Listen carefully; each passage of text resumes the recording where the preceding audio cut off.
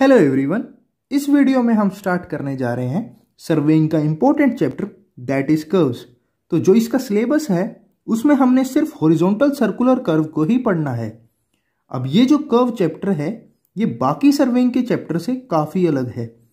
जो बाकी सर्वेइंग के चैप्टर थे उसमें हम सबसे पहले ग्राउंड पर सर्वेइंग करते थे इंस्ट्रूमेंट से, और फिर जो पॉइंट्स आते थे उनको प्लॉट करते थे और मैप बनाते थे पेपर पर। बट यानी कि जो प्रोसेस थी वो कैसी थी, ग्राउंड टू पेपर। बट ये जो कर्व चैप्टर है इसमें हमने सबसे पहले पेपर पर कर्व को डिज़ाइन कर लिया है। अब हम उसे एस्टेब्लिश करेंगे ग्राउंड पर, यानी कि प्रोसेस कैसी है, पेपर टू ग्राउंड। अब हम देखते हैं कुछ बेसिक टर्मिनोलॉजी जो इस कर्व चैप्टर में यूज़ होती है।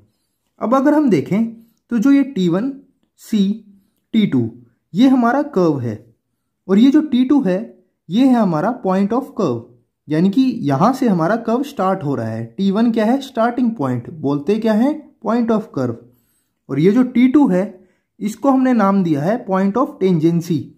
अब इसका मतलब क्या हुआ, यहाँ पर हमारा कर्व एंड हो रहा है तो T2 है वो, और क्या बोलते हैं, पॉइंट ऑफ टेंजेंसी। अब ये जो T1 पॉइंट और T2 पॉइंट, यहाँ से दो टेंजेंट आए। एक को हमने बोला बैकवर्ड टेंजेंट, और वो कौन सा है, T1 वाला। तो T1 से जो टेंजेंट आ रहा है उसको हमने बोल दिया बैकवर्ड टेंजेंट, और जो T2 से टेंजेंट आ रहा है उसको हमने बोल दिया फॉरवर्ड टेंजेंट। और जहां ये दोनों टेंजेंट मीट हो रहे हैं उस पॉइंट को हमने बोल दिया पॉइंट ऑफ इंटरसेक्शन, और नाम दे दिया V। तो V पॉइंट क्या है, पॉइंट ऑफ इंटरसेक्शन। अब इस V पॉइंट से दो एंगल बनते हैं हमारे, एक है एक्सटर्नल एंगल और एक है इंटरनल एंगल। मतलब इन दो टेंजेंट के बीच में दो एंगल्स बन रहे हैं, एक को हमने नाम दिया हुआ है एक्सटर्नल एंगल और एक को इंटरनल एंगल। अब ये जो एक्सटर्नल एंगल है इसको हम रिप्रेजेंट कर देते हैं डेल्टा से और बोलते हैं एंगल ऑफ डिफ्लेक्शन। जो ये हमारा इंटरनल एंगल है इसको हमने नाम दिया है एंगल ऑफ इंटरसेक्शन। अब ये जो रेड लाइन है VC, इसको हम बोलते हैं एपेक्स और एक्सटर्नल डिस्टेंस। तो VC क्या है, एपेक्स और एक्सटर्नल डिस्टेंस। और ये जो ग्रीन लाइन है CD, इसको हम बोलते हैं मिड ऑर्डिनेट। तो अब हम देखते हैं कि ये एंगल क्या था, डेल्टा, यानी कि जो एक्सटर्नल एंगल बन रहा था टेंजेंट में उसको हमने डेल्टा से बोला था, और वो क्या था, डिफ्लेक्शन एंगल। अब ये डेल्टा है तो ये इंटरनल एंगल कितना हुआ, ये हो गया 180 माइनस डेल्टा। और ये क्योंकि दोनों ट्राइंगल सिमिलर हैं तो इसलिए ये एंगल हो गया 180 माइनस डेल्टा डिवाइड बाई 2, यानी कि 90 माइनस डेल्टा बाई 2।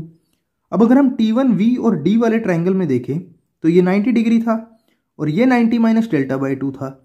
तो ये एंगल कितना आया हमारे पास, डेल्टा बाई 2। यानी कि हम कह सकते हैं कि ये टेंजेंट है और ये कोड है, इसको कोड बोलते हैं। तो टेंजेंट और कोड के बीच में जो एंगल बन रहा है वो क्या बन रहा है, हाफ ऑफ डिफ्लेक्शन एंगल, यानी कि डेल्टा बाई 2। अब एक सर्कल की प्रॉपर्टी होती है कि टेंजेंट और रेडियस आपस में 90 डिग्री होते हैं, तो यानी कि ये एंगल कितना हुआ, 90 डिग्री हुआ। अब अगर हम देखें तो ये जो हमारा O पॉइंट है ये सेंटर है इस सर्कल का T1, C, T2 का, और ये हमारा R रेडियस है। तो ये एंगल क्या है, 90 डिग्री, और ये एंगल है 90 माइनस डेल्टा बाई 2। तो अगर हम इस राइट ट्राइंगल में बात करें T1, V और O, तो हम देख सकते हैं ये है 90 माइनस डेल्टा बाई 2 और ये है 90। सम ऑफ इंटरनल एंगल होते हैं 180। तो ये एंगल कितना बना, 90 plus 90 minus delta by 2 plus ये क्या आएगा, डेल्टा बाई 2, तभी 180 बनेगा। तो ये एंगल बन गया हमारा डेल्टा बाई 2। तो क्योंकि दोनों ट्राइंगल सिमिलर हैं तो ये एंगल भी कितना हुआ, डेल्टा बाई 2, यानी कि ये टोटल एंगल कितना हुआ, डेल्टा। तो यहाँ से हमारे पास काफ़ी इंपॉर्टेंट रिजल्ट आया कि जो ये सेंटर पर एंगल बनता है कर्व का, ये भी डेल्टा बनता है, यानी कि एंगल ऑफ डिफ्लेक्शन, जो इक्वल होता है दो टेंजेंट के बीच में जो एक्सटर्नल एंगल बन रहा था, डेल्टा, यानी कि एंगल ऑफ डिफ्लेक्शन। और एक रिजल्ट हमारे पास ये आया था कि angle between tangent and code, angle between tangent and code वो कितना है, हाफ ऑफ डिफ्लेक्शन एंगल, यानी कि डेल्टा बाई 2। तो ये थी कुछ बेसिक टर्मिनोलॉजीज। अब इनकी हम वैल्यूज देखते हैं कि इनकी वैल्यूज क्या क्या आती है, यानी कि अब हम इनके एलिमेंट्स की बात करते हैं, बेसिक एलिमेंट्स। तो सबसे पहला जो हमारे पास एलिमेंट है वो है लेंथ ऑफ टेंजेंट। अब ये लेंथ ऑफ टेंजेंट क्या है, तो यही हमारी लेंथ ऑफ टेंजेंट है, T1V या T2V। तो अब हम इसकी बात करेंगे, इसको हम बैकवर्ड टेंजेंट बोलते हैं। तो अगर हम इस फिगर में देखें तो ये है उसके शॉर्ट फिगर। तो ये हमारा कोड थी, ये सेंटर था और ये रेडियस R है और ये हमारा टेंजेंट है T1V। तो अगर ये एक ट्राइंगल बन गया, तो इस ट्राइंगल में अगर हम बात करें, so from triangle OT1V, T1 पर 90 डिग्री है, तो tan डेल्टा बाई 2, तो tan डेल्टा बाई 2 क्या होगा, परपेंडिकुलर ओवर बेस। तो परपेंडिकुलर कितना है T1V और बेस क्या है उसका R। सो यहां से रिजल्ट आया tan delta by 2 is equal to T1V by R। तो लेंथ ऑफ टेंजेंट क्या बनी, तो ये R इधर चला जाएगा, तो VT1 is equal to R tan delta by 2। तो लेंथ ऑफ टेंजेंट का फॉर्मूला क्या बना, R tan डेल्टा बाई 2। अब हम बात करते हैं लेंथ ऑफ कर्व की। तो लेंथ ऑफ कर्व देखते हैं। सो इस अगर फिगर में देखें तो लेंथ ऑफ कर्व क्या है, T1 से T2 तक की हमारी टोटल लेंथ है कर्व की। तो अगर हम उसका एक पूरा सर्कल कंप्लीट कर लें, तो ये अगर लेंथ L है तो सर्कल का सरकमफ्रेंस कितना है, 2πr। लेंथ L पर जो एंगल है वो डेल्टा है, तो 2πr का एंगल कितना है, 360। तो वही कंपैरिजन रूल लगाया है कि L by 2πr is equal to delta by 360। तो क्रॉस मल्टीप्लाई करके L की वैल्यू आ जाएगी, यानी कि लेंथ ऑफ कर्व की वैल्यू आएगी 2πr बाई 360 इंटू डेल्टा। तो ये एक और रिजल्ट आया हमारे पास। सो अब हम पढ़ते हैं हमारा third element, that is length of longest code T1D T2। तो T1D T2 समेशन होगा किसका, T1D और T2D का। तो वही हमने लिख दिया कि T1D T2 is equal to T1D plus DT2। So अब अगर हम देखें तो ये टोटल एंगल कितना था, डेल्टा, और ये हाफ एंगल कितना था, डेल्टा बाई 2, ये R था। तो अगर हम इस R का कंपोनेंट ड्रॉ करें तो ये यहाँ पर एंगल है और ये R है, तो यानी कि ये कितना हुआ, R कोस डेल्टा बाई 2, और ये कितना हुआ, R साइन डेल्टा बाई 2। तो T1D की वैल्यू निकल गई R साइन डेल्टा बाई 2, वही वैल्यू इसकी होगी, तो ये भी कितना हुआ, R साइन डेल्टा बाई 2। तो वही हमने लिख दिया कि R sine delta by 2 plus R sine delta by 2। तो ये कितना बन गया, T1D T2 is equal to 2R sine delta by 2। तो यानी कि लेंथ ऑफ लॉन्गेस्ट कोड क्या आई हमारे पास, 2R साइन डेल्टा बाई 2। अब हम बात करते हैं मिड ऑर्डिनेट की। सो मिड ऑर्डिनेट क्या है, जो ये हमारी ये वाली लाइन है CD, तो ये है हमारा मिड ऑर्डिनेट। तो ये हमारा कर्व है और ये सेंटर है। तो अब इसमें हम क्या करेंगे, जो ये OC है, OC माइनस अगर हम OD कर देंगे तो हमारे पास CD आ जाएगा।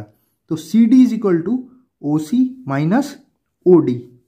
अब OC क्या है, OC तो रेडियस है R, और ये हमने कंपोनेंट से निकाला था, ये कितना था, R कोस डेल्टा बाई 2, क्योंकि ये R है और इसी पर ये एंगल है। तो ये R और ये हमारा क्या हो जाएगा, R कोस डेल्टा बाई 2, और OC हमारा रेडियस है और OD की value I R cos delta by 2। तो R minus R cos delta by 2 हो गया। अब यहाँ से CD बन गया, R कॉमन ले लेंगे तो R ब्रैकेट में क्या आया, 1 माइनस कोस डेल्टा बाई 2। अब यहाँ पर एक टर्म आ जाती है, वो है 1 माइनस कोस थीटा। इसको हम बोल देते हैं वर्स साइन, VER लगा देते हैं साइन के आगे, तो versine theta. 1 minus cos theta को हम बोल देते हैं वर्स साइन थीटा। तो ये जस्ट रिप्रेजेंटेशन है। तो यहाँ पर क्या था हमारे पास, 1 माइनस कोस डेल्टा बाई 2 था, तो इसको हम रिप्रेजेंट कर सकते हैं R versine delta by 2। तो ये हमारा हो गया मिड ऑर्डिनेट।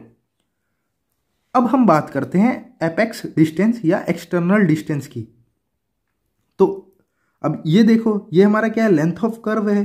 तो ये जो रेड लाइन से रिप्रेजेंट हो रहा था, ये है हमारा एपेक्स डिस्टेंस यानी कि VC, और ये टेंजेंट है और ये रेडियस R है, इनके बीच में एंगल 90 डिग्री है, और ये एंगल था हमारा डेल्टा बाई 2। तो अगर हम देखें तो ये R है, तो यानी कि ये टोटल क्या होगा, VO, मतलब OV कितना होगा। तो OV को हम फाइंड करेंगे ऐसे, देखो कोस डेल्टा बाई 2। तो कोस डेल्टा बाई 2 क्या होता है, बेस ओवर हाइपोटेन्यूस। ये हाइपोटेन्यूस है क्योंकि यहाँ पर एंगल इन दोनों के बीच में 90 है, तो उसके ऑपोजिट हाइपोटेन्यूस होती है। तो OV हाइपोटेन्यूस है, तो यानी कि कोस डेल्टा बाई 2 करेंगे तो वो आएगा R बाई OV, और OV क्या आएगा, तो ये जब इसको क्रॉस मल्टीप्लाई करेंगे तो OV आएगा R सीकेंट डेल्टा बाई 2। तो OV की वैल्यू आ गई और OC तो हमारा रेडियस ही है, तो VC क्या होगा, VC is equal to OV minus OC। तो OV था R सीकेंड डेल्टा बाई 2 और OC था माइनस R। तो जब हमने इसको सोल्व किया तो VC की वैल्यू आ गई R secant delta by 2 minus 1। तो इस तरह हमने हमारी पांचों प्रॉपर्टीज को डिस्कस कर लिया है कर्व की। तो आज के लिए इतना ही। Thank you.